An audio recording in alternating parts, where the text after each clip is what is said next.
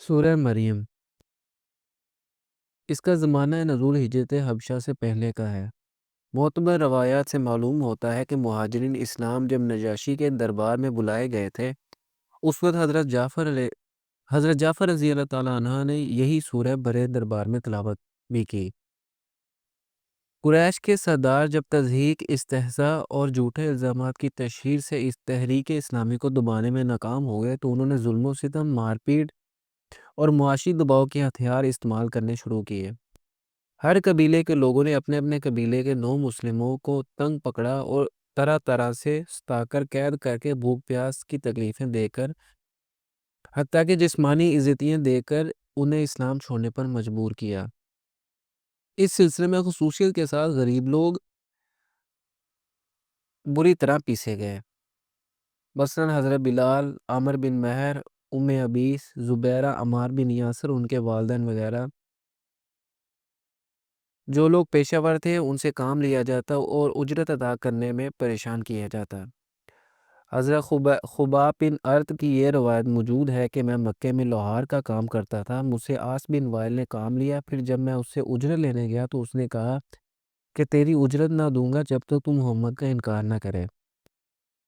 اسی طرح جو لوگ تجارت کرتے تھے ان کے کاروبار کو برباد کرنے کی کوششیں کی جاتی، اور جو معاشرے میں کچھ عزت کا مقام رکھتے تھے ان کو ہر طریقے سے ذلیل و رسوا کیا جاتا۔ اسی زمانے کا حال بیان کرتے ہوئے حضرت خباب کہتے ہیں کہ ایک روز نبی صلی اللہ علیہ وآلہ وسلم کعبے کے سائے میں تشریف فرما تھے۔ میں نے آپ کی خدمت میں حاضر ہو کر عرض کیا، یا رسول اللہ صلی اللہ علیہ وآلہ وسلم، اب تو ظلم کی حد ہو گئی ہے، آپ خدا سے دعا فرمائیں۔ یہ سن کر آپ کا چہرہ مبارک تمتما اٹھا اور آپ نے فرمایا، تم سے پہلے جو اہل ایمان تھے ان پر اس سے زیادہ مظالم ہو چکے ہیں۔ ان کی ہڈیوں پر لوہے کی کنگھیاں گھسائی جاتی تھیں، ان کے سروں پر رکھ کر آرے چلائے جاتے تھے، پھر بھی وہ اپنے دین سے نہ پھرتے تھے۔ یقین جانو کہ اللہ اس کام کو پورا کر کے رہے گا، یہاں تک کہ ایک وقت وہ آئے گا کہ ایک آدمی سونا سے حضر موت تک بے کھٹکے سفر کرے گا اور اللہ کے سوا کسی کا خوف نہ ہوگا، مگر تم جلد بازی کرتے ہو۔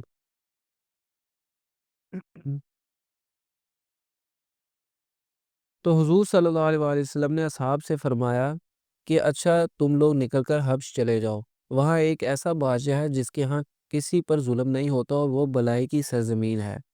جب تک اللہ تمہاری اس مصیبت کو رفع کرنے کی کوئی صورت پیدا کرے تم لوگ وہاں ٹھہرے رہو۔ اس ارشاد کی بنا پر پہلے 11 مرد اور 4 خواتین نے حبش کی راہ لی۔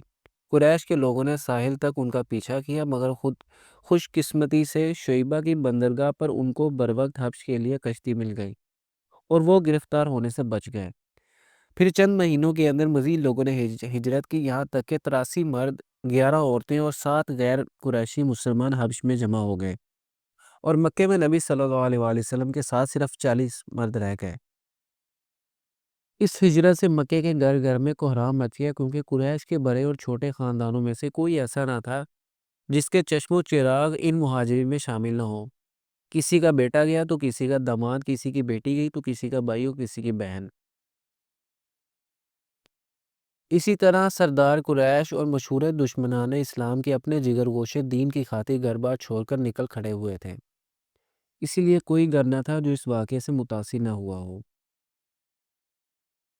چنانچہ حضرت عمر رضی اللہ تعالیٰ عنہ کی اسلام دشمنی پر پہلی چوٹ اسی واقعے سے لگی۔ ان کی ایک قریبی رشتہ دار لیلہ بنت حشمہ بیان کرتی ہیں کہ میں ہجرت کے لیے اپنا سامان باندھ رہی تھی اور میرے شوہر عامر بن ربیعہ کسی کام سے باہر گئے ہوئے تھے۔ اتنے میں عمر رضی اللہ تعالیٰ عنہ آئے اور کھڑے ہو کر میری مشغولیت کو دیکھتے رہے۔ کچھ دیر کے بعد کہنے لگے، عبداللہ کی ماں جا رہی ہو؟ میں نے کہا، ہاں، خدا کی قسم تم لوگوں نے ہمیں ستایا، خدا کی زمین کھلی پڑی ہے، اب ہم کسی ایسی جگہ چلے جائیں گے جہاں خدا ہمیں چین دے۔ یہ سن کر عمر رضی اللہ تعالیٰ عنہ کے چہرے پر رقت کے ایسے اثرات طاری ہوئے جو میں نے کبھی ان پر نہ دیکھے تھے، اور وہ بس یہ کہہ کر نکل گئے کہ خدا تمہارے ساتھ ہو۔ ہجرت کے بعد قریش کے سردار سر جوڑ کر بیٹھے اور انہوں نے طے کیا کہ عبداللہ بن ابی ربیعہ، ابو جہل کے ماجائے بھائی، اور عمرو بن عاص کو بہت سے قیمتی تحائف کے ساتھ حبش بھیجا جائے، اور یہ لوگ کسی نہ کسی طرح نجاشی کو اس بات پر راضی کریں کہ وہ ان مہاجرین کو مکہ واپس بھیج دیں۔ ام المومنین حضرت ام سلمہ رضی اللہ تعالیٰ عنہ جو خود مہاجرین حبشہ میں شامل تھیں، یہ واقعہ بڑی تفصیل کے ساتھ بیان کیا ہے۔ وہ فرماتی ہیں کہ قریش کے یہ دونوں ماہر سیاست سفیر ہمارے تعاقب میں حبش نکلے۔ پہلے انہوں نے نجاشی کی سلطنت میں خود ہدیہ تقسیم کر کے سب کو اس بات پر راضی کر لیا کہ وہ مہاجرین کو واپس کرنے کے لیے نجاشی پر بالاتفاق زور دیں۔ پھر نجاشی سے ملے اور اس کو بیش قیمت نذرانے دینے کے بعد کہا کہ ہمارے شہر کے چند نادان لونڈے بھاگ کر آپ کے ہاں آ گئے ہیں، آپ ان کی واپسی کو درخواست کرنے کے ہمیں آپ کے پاس ان کی واپسی کو درخواست کرنے کے لیے بھیجا ہے۔ یہ لڑکے ہمارے دین سے نکل گئے ہیں اور آپ کے دین میں بھی داخل نہیں ہوئے، بلکہ انہوں نے ایک نرالا دین نکال لیا ہے۔ اور ان کا کلام ختم ہوتے ہی اہل دربار ہر طرف سے بولنے لگے، ایسے لوگوں کو ضرور واپس کر دینا چاہیے، ان کے قوم کے لوگ زیادہ جانتے ہیں کہ ان میں کیا عیب ہے، انہیں رکھنا ٹھیک نہیں ہے۔ مگر نجاشی نے بگڑ کر کہا، اس طرح تو میں انہیں حوالے نہیں کروں گا۔ جن لوگوں نے دوسرے ملک کو چھوڑ کر میرے ملک پر اعتماد کیا اور یہاں پناہ لینے کے لیے آئے، ان سے میں بے وفائی نہیں کر سکتا۔ پہلے میں انہیں بلا کر تحقیق کروں گا کہ یہ لوگ ان کے بارے میں کچھ کہتے ہیں، اس کی کیا حقیقت ہے۔ چنانچہ نجاشی نے اصحاب رسول صلی اللہ علیہ وآلہ وسلم کو اپنے دربار میں بلا بھیجا۔ نجاشی کا پیغام پا کر سب مہاجرین جمع ہوئے اور انہوں نے باہم مشورہ کیا کہ بادشاہ کے سامنے کیا کہنا ہے۔ آخر سب نے اتفاق یہ فیصلہ کیا کہ نبی صلی اللہ علیہ وآلہ وسلم نے جو تعلیم ہمیں دی ہے ہم تو بس وہی پیش کریں گے، خواہ نجاشی ہمیں رکھیں یا نکال دیں۔ دربار میں پہنچے تو نجاشی نے سوال کیا، تم لوگوں نے کیا کیا کہ اپنے قوم کا دین بھی چھوڑا اور میرے دین میں داخل بھی نہیں ہوئے؟ آخر یہ تمہارا نیا دین ہے کیا؟ اس پر مہاجرین کی طرف سے جعفر بن ابی طالب نے ایک تقریر کی جس میں پہلے عرب جاہلیت کی دینی، اخلاقی اور معاشرتی خرابیاں بیان کی، پھر نبی صلی اللہ علیہ وآلہ وسلم کی بعثت کا ذکر کر کے بتایا کہ آپ کیا تعلیمات پیش کرتے ہیں، پھر ان مظالم کا ذکر کیا جو حضور کی پیروی اختیار کرنے والوں پر قریش کے لوگ ڈال رہے تھے، اور کلام اس بات پر ختم کیا، دوسرے ملکوں کی بجائے ہم نے آپ کے ملک کو ترجیح دی کہ یہاں ہم پر ظلم نہ ہوگا۔ نجاشی نے یہ تقریر سن کر کہا کہ ذرا مجھے وہ کلام تو سناؤ جو تم کہتے ہو کہ وہ خدا کی طرف سے تمہارے نبی پر اترا ہے۔ حضرت جعفر رضی اللہ تعالیٰ عنہ نے جواب میں سورہ مریم کا وہ ابتدائی حصہ سنایا جو حضرت یحییٰ اور حضرت عیسیٰ علیہ السلام سے متعلق ہے۔ نجاشی اس کو سنتا رہا اور روتا رہا یہاں تک کہ اس کی داڑھی تر ہو گئی۔ جب حضرت جعفر رضی اللہ تعالیٰ عنہ نے تلاوت ختم کی تو اس نے کہا کہ یقیناً یہ کلام اور جو کچھ عیسیٰ علیہ السلام لائے تھے دونوں ایک ہی سر چشمے سے نکلے ہیں۔ خدا کی قسم میں تمہیں ان لوگوں کے حوالے نہ کروں گا۔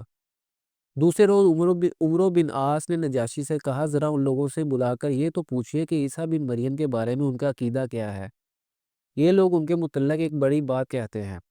نجاشی نے پھر مہاجرین کو بلا بھیجا۔ مہاجرین کو پہلے سے عمرو بن عاص کی چال کا علم ہو چکا تھا۔ انہوں نے جمع ہو کر پھر مشورہ کیا کہ اگر نجاشی نے عیسیٰ علیہ السلام کے بارے میں سوال کیا تو کیا جواب دے۔ موقع بڑا نازک تھا اور سب اس سے پریشان تھے، مگر پھر بھی اصحاب رسول اللہ صلی اللہ علیہ وآلہ وسلم نے یہی فیصلہ کیا کہ جو کچھ ہوتا ہے ہو جائے، ہم تو وہی بات کہیں گے جو اللہ نے فرمائی اور اللہ کے رسول نے فرمائی۔ چنانچہ جب یہ لوگ دربار میں گئے اور نجاشی نے عمرو بن عاص کا پیش کردہ سوال ان کے سامنے دہرایا تو جعفر بن ابی طالب رضی اللہ تعالیٰ عنہ نے اٹھ کر بلا تعامل کہا کہ وہ اللہ کے بندے اور اس کے رسول ہیں اور اس کی طرف سے ایک روح اور ایک کلمہ ہے، جیسے اللہ نے کواری مریم پر القا کیا۔ نجاشی نے سن کر ایک تنکا زمین سے اٹھایا اور کہا، خدا کی قسم جو کچھ تم نے کہا، عیسیٰ علیہ السلام اس سے تنکے کے برابر بھی زیادہ نہیں تھے۔ اس کے بعد نجاشی نے قریش کے بھیجے ہوئے تمام ہدیے یہ کہہ کر واپس کر دیے کہ میں رشوت نہیں لیتا، اور مہاجرین سے کہا کہ تم بالکل اطمینان کے ساتھ رہو۔